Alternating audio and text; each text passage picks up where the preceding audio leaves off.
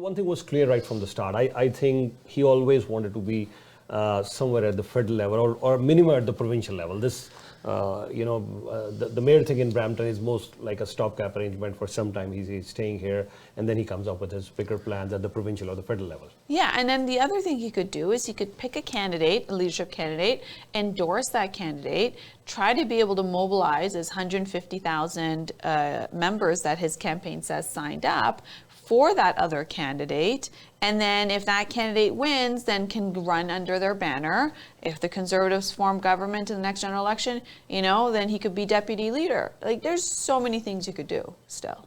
Yeah, and who would that candidate be? No prize for guessing that one. I'm sure that would be Jean Charest. I doubt if Peter Poilievre wins, then things couldn't go well for him for now. But he even said before the disqualification, he was on record saying that he would run as an MP if he doesn't win for any other name, any other leader except Pierre Poilievre. And so we already know that if Pierre Poilievre wins, then Patrick Brown is not running. But yeah, you're right. Like Jean Charest has been his, Patrick Brown started in politics under Jean Charest. They go way back, in a way, maybe potentially his political mentor in many ways, and they have a fairly good relationship.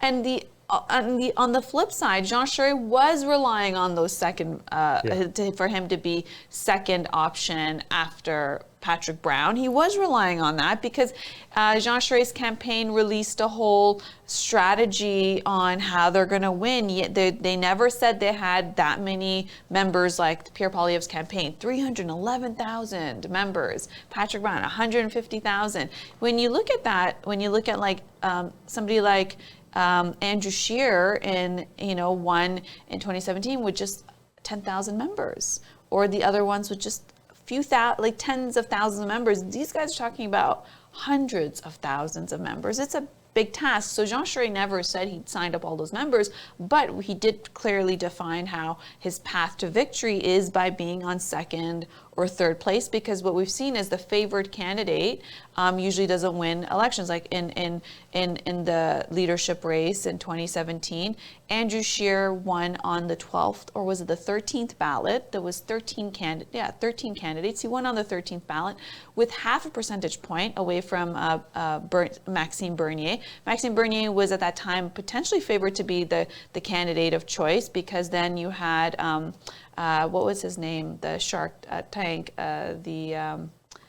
Shark Tank guy who was in it, Kevin O'Leary, who had stepped out of the leadership election, said he's going to endorse Maxime Bernier in that leadership election and put his votes through there. And so, you see that happen, that you see that the first favored candidate doesn't win. And then in the 2020 election, it was assumed that Peter MacKay was going to win. Peter MacKay's been in political, headlines since the 90s. We've seen his entire life unfold when he was a cabinet minister under Stephen Harper. Was it 90s, or am I really aging him? No. yeah, he was there in 90s. Yeah, the 90s, but in the 2000s. I'm talking about the 2000s. I apologize, not 90s. In the early 2000s, I'm like, why am I aging him? In the 2000s, when Condoleezza Rice and when Bush Jr. was president and he was defense minister, he was minister of everything at that time. Solicitor General, he literally had every role. Yeah. And so everybody's like, okay, we know him, he's going to be the front runner.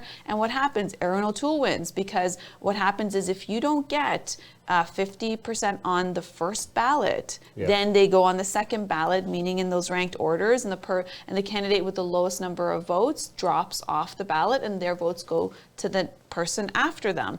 And so that's what Jean Charest comes out and says, this is our, I may not be first choice, maybe Pierre Poilievre's first choice, maybe Patrick Brown's first choice, but I'm going to get there because so now his strategy just got disqualified on July 5th. You are watching Channel Y, a South Asian Canadian channel.